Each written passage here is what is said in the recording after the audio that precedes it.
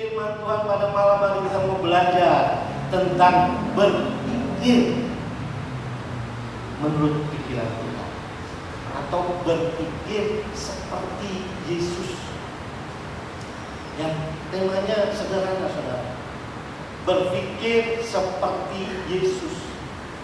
Apakah kita mampu untuk berpikir seperti Yesus? Ada beberapa hal Rasul Paulus kepada jemaat di Filipi mengajarkan kepada saudara dan saya pada malam hari ini.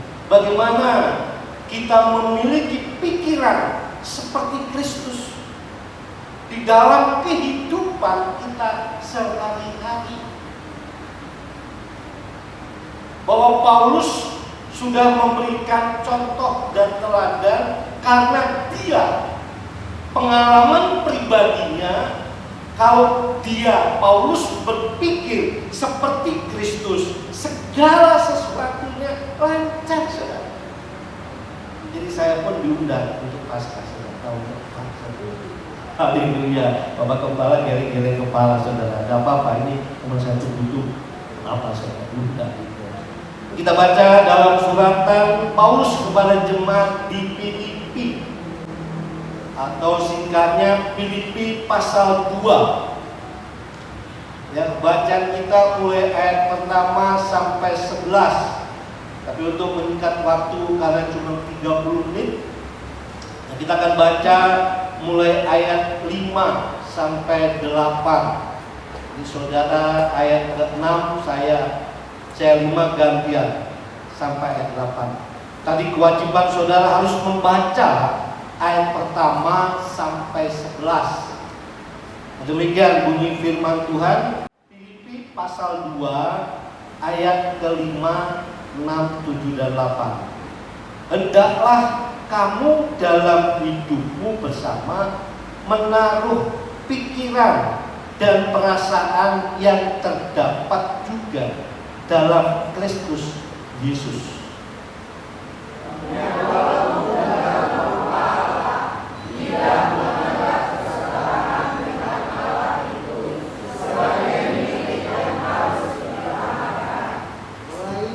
Melainkan telah mengosongkan dirinya sendiri dan mengambil rupa seorang hamba dan menjadi sama dengan manusia.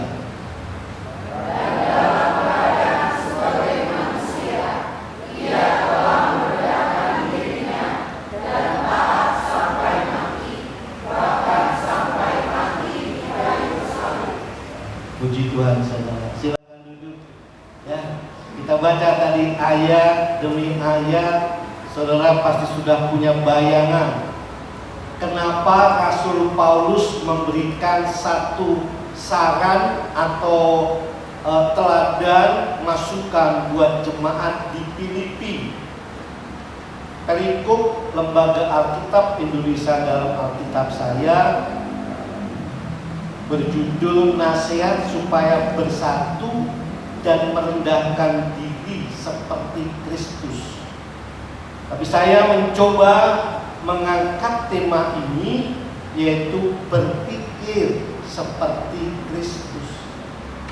Saudaraku yang kekasih, ciri-ciri gereja yang menyenangkan Tuhan atau ciri-ciri gereja yang menyenangkan Yesus, yaitu memiliki roh persatuan.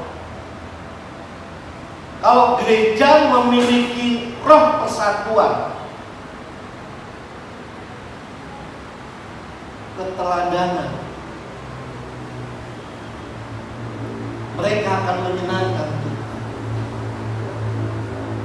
Berbicara gereja adalah pribadi-pribadi saudara dan saya, bukan gedung ini. Yang Paulus maksudkan bahwa ciri gereja yang menyenangkan Tuhan itu memiliki. Kata-kata memiliki berarti kita harus mempunyai karakter,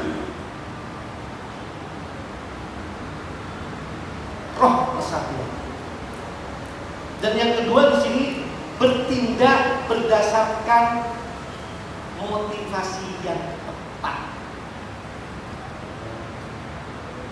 Itu adalah ciri gereja yang menyenangkan Tuhan. Berpikir, memiliki roh persatuan, dan bertindak berdasarkan motivasi yang tepat.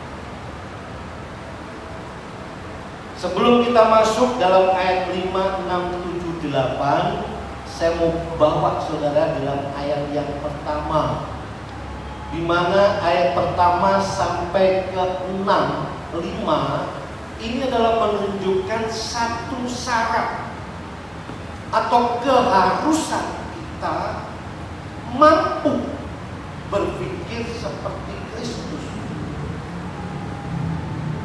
Tanpa itu tidak mungkin saudara dan saya memiliki atau berpikir seperti Kristus. Rasul Paulus memperhatikan jemaat yang ada di Filipi, bahwa terjadi perpecahan, terjadi masalah demi masalah setelah gereja itu atau jemaat Filipi makin maju. Ayat pertama dan kedua bunyinya, jadi karena dalam Kristus ada nasihat. Dalam Kristus ada nasihat, ada penghiburan kasih, ada persekutuan roh, ada kasih mesra dan belas kasihan. Yang kedua, karena itu sempurnakalah sukacitaku dengan ini, hendaklah kamu sehati sepikir dalam satu kasih, satu jiwa, satu tujuan. Ayat 2 mengharuskan kita, gereja Tuhan, harus memiliki persatuan roh.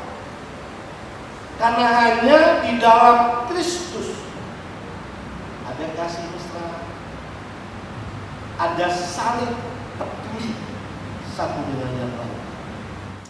Maka tadi saya katakan, tatkala kita mau memulainya, Roh Kudus yang akan mempersatukan kita.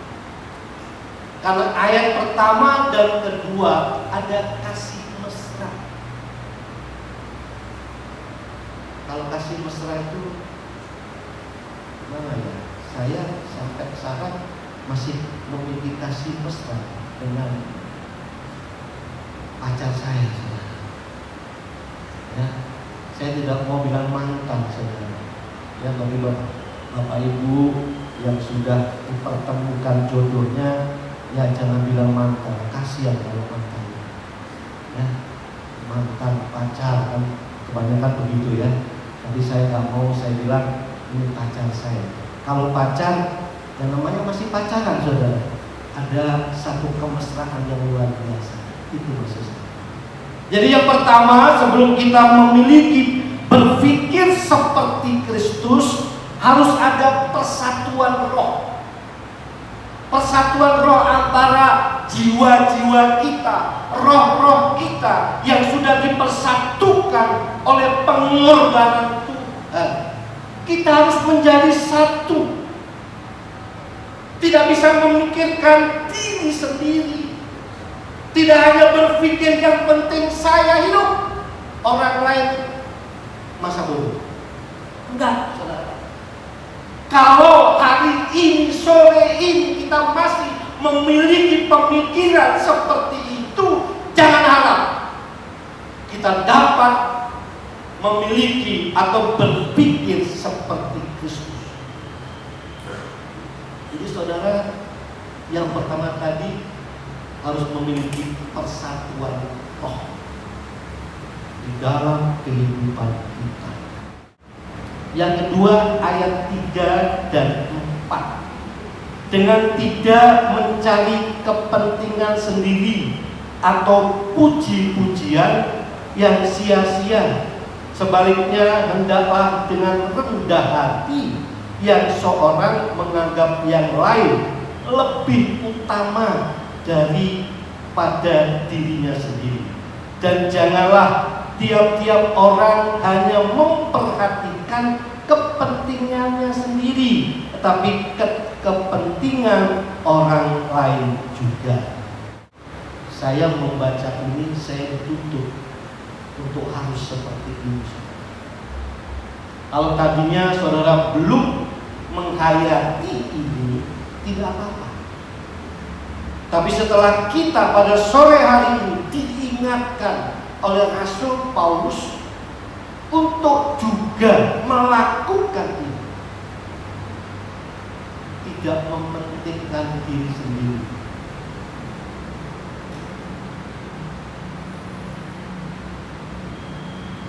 mengutamakan orang lain.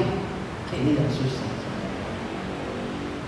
Berbuat baik tidak harus nunggu kaya.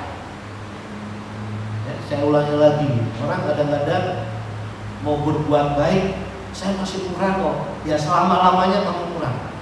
Hati-hati saudara. Ya, saya paling takut mengatakan kurang atau tidak punya. Walaupun di dompet saya cuma ada 2.000. Bohong Pak Pendeta. Benar saudara, dompet saya pernah ada uang 2.000 doang, tapi saya tetap bilang saya punya. Tak kala kita bilang aku tidak punya, itu yang terjadi dalam hidupmu. Karena kita harus yakin dan percaya hidup saudara bukan saudara sendiri, bahwa saudara bersama-sama dengan Tuhan Yesus. Tuhan Yesus senantiasa ada dalam kehidupanmu, sehingga ucapan dan kata-kata kita harus menjadi berkat orang lain. Apalagi dengan anak ngomongnya agak sedikit kasar. Kalau dia jadi kasar, siapa itu? Tidak mencari kepentingan sendiri.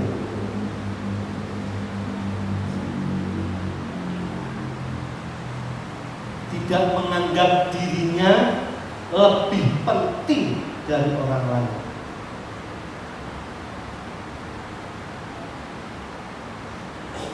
Kita harus dapat mengatur kehidupan kita, bahwa kita akan menuju dan berpikir seperti Kristus.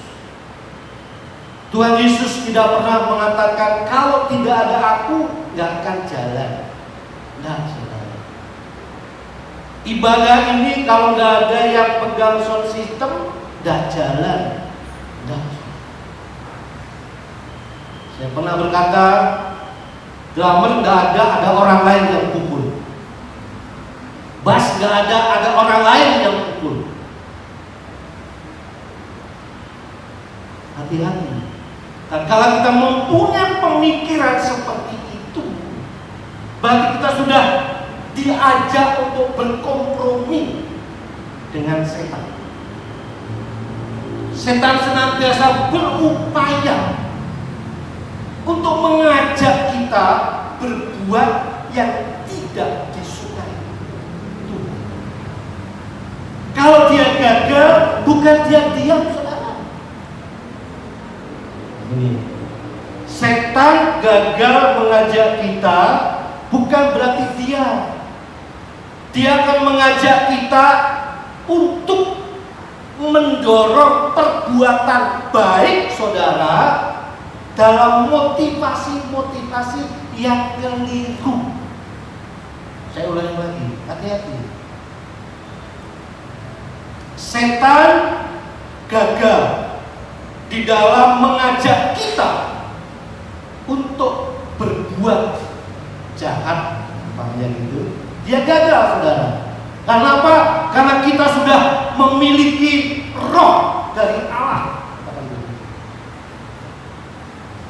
Setan tidak tinggal diam, tapi setan berupaya untuk mengajak kita berbuat baik.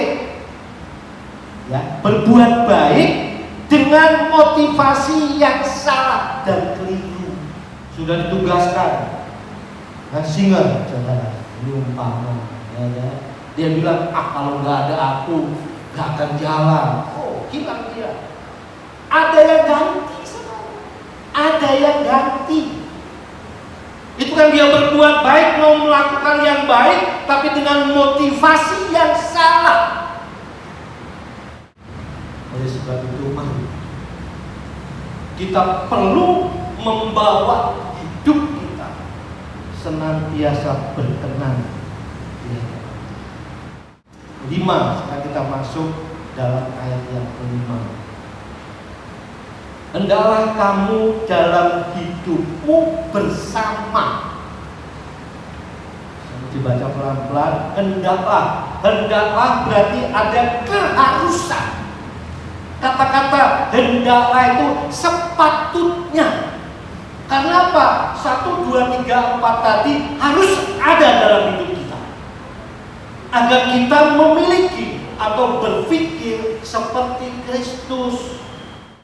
Tadi ayat pertama sampai 11 harus dibaca. Hendaklah atau sepatutnya kamu dalam hidupmu bersama, hidup kita bersama, menaruh pikiran dan perasaan yang terdapat juga dalam Kristus Yesus.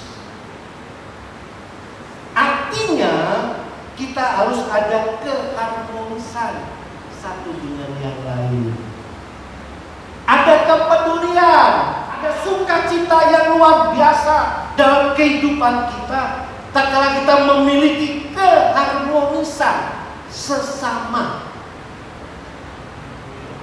Nah, sesama ini harus kita awali dalam kehidupan rumah tangga.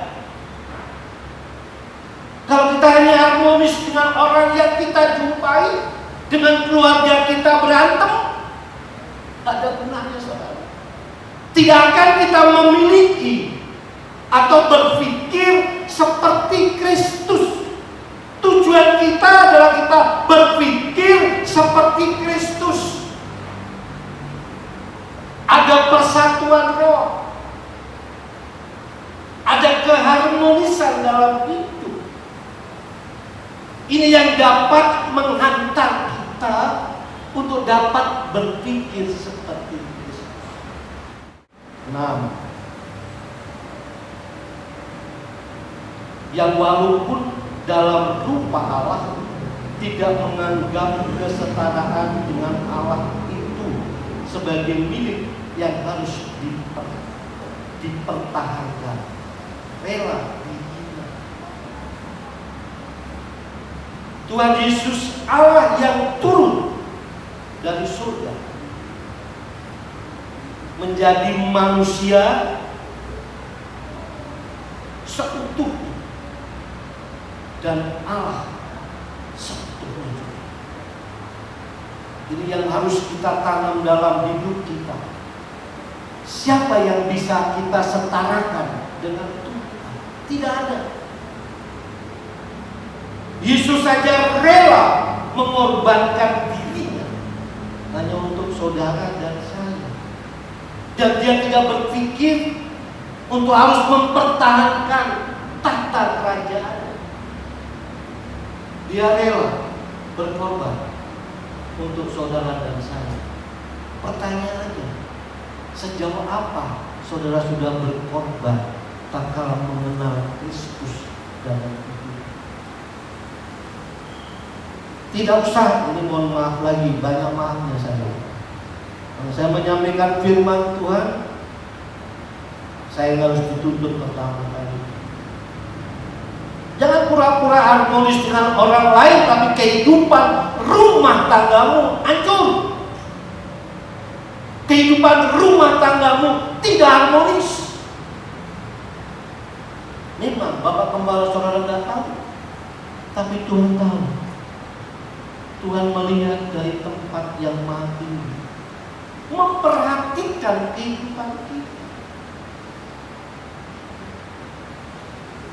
Kalau masih ada keluarga-keluarga yang saling, orang Jawa bilang gontok-gontokan, gontok-gontokan, apa saja yang orang Jawa ya, konkiren lah gitu kira-kira. Apa konkiren bahasa Jawa juga ya? Alhamdulillah Pak Gembala bisa bantu saya. Jadi antara suami istri anak tidak ada kesepakatan dalam kehidupannya. Jangan berharap mereka atau dia memiliki otak, mohon maaf, berpikir seperti Yesus. Tidak akan. Karena ada permasalahan yang timbul, yang dia pendam sewaktu-waktu meledak. Jangan sampai ini meledak. Perbaiki hidup kita masing-masing, utama kepada keluarga kita, istri kepada suami, suami kepada istri, anak-anak kepada orang tua. Panjang sekali kalau kita berbicara tentang keharmonisan dalam keluarga. Tapi Tuhan sudah ajarkan kepada kita untuk kita memiliki keharmonisan dengan Tuhan, keharmonisan dengan sesama kita, tentu utamanya dengan keluarga, bukan dengan orang lain. Kalau harmonis kita dengan orang lain, kehidupan rumah tangga kita tidak akan berhasil. Kita mencapai berpikir seperti Yesus. Ini goal kita, tujuan kita, kita memiliki otak berpikir seperti Yesus. Yang bagaimana? Yang tadi 1-2 berbicara tentang persatuan roh. Ada kebersamaan, saling peduli satu dengan yang lain. Ada keharmonisan yang tumbuh. Jangan bilang tidak bisa. Tuhan sudah kirim penolong, yaitu Roh kebenaran, Roh Kudus yang memberi kemampuan untuk saudara dan saya. Nah, jadi saya katakan, berbuat baik jangan nunggu kaya, atau berbuat baik tunggu ada lebihnya. Jangan saudara. Mau saja.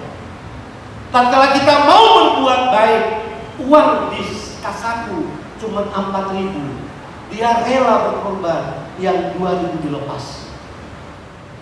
Maka tekan saya katakan, berbuat baik jangan nunggu kaya.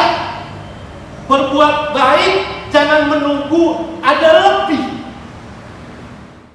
Tatkala kita mau kita melakukan kebaikan, Tuhan perhitungkan apa yang telah kita lakukan.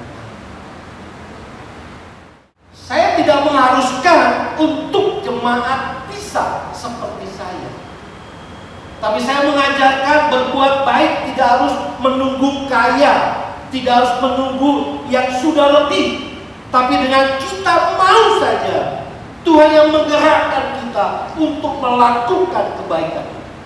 Tatkala kita mau melakukan kebaikan, Tuhan perhitungkan kita. Ayat 7, melainkan telah mengosongkan dirinya sendiri dan mengambil rupa seorang hamba dan menjadi sama dengan manusia. Yesus yang adalah Allah rela hanya untuk saudara dan saya. Mari mengawali kita berpikir seperti Kristus, harus ada persatuan roh. Rela berkorban, ada keharmonisan dalam kehidupan kita. Sehingga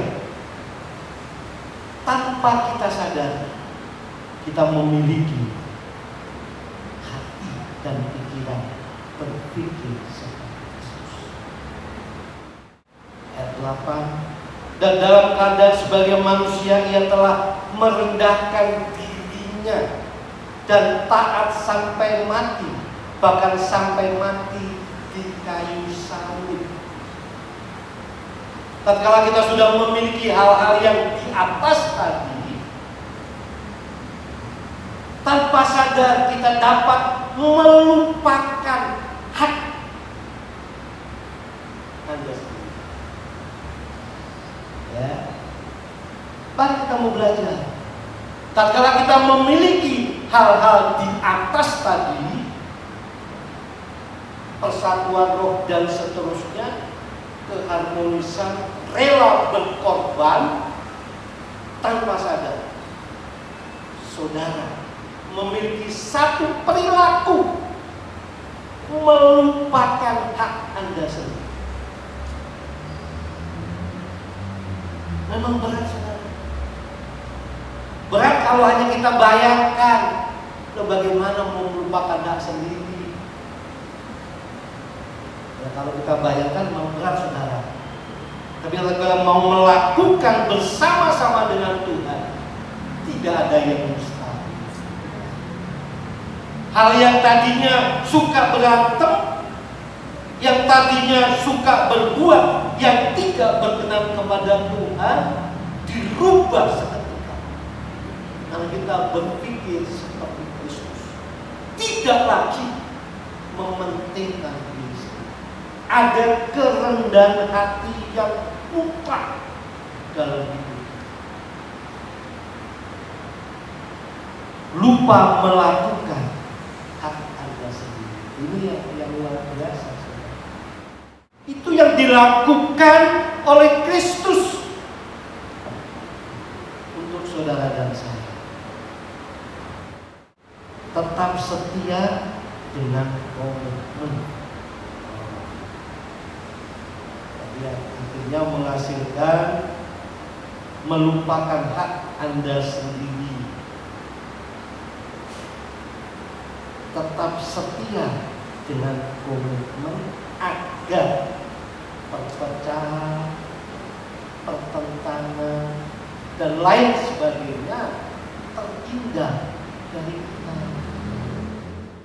Ayat yang 10 kita baca, supaya dalam nama Yesus bertekuk lutut segala yang ada di langit dan yang ada di atas bumi dan yang ada di bawah bumi, dan segala lidah mengaku Yesus Kristus adalah Tuhan bagi kemuliaan Allah Bapa. Kita baca Roma 10 ayat 9. Sebab jika kamu mengaku dengan mulutmu bahwa Yesus adalah Tuhan dan percaya dalam hatimu bahwa Allah telah membangkitkan Dia dari antara orang mati, maka kamu akan diselamatkan. Tidak hanya diselamatkan, tapi kita memiliki berpikir seperti Kristus. Itu yang harus kita lakukan dalam kita memiliki. Puji Tuhan, Tuhan Yesus memberkati.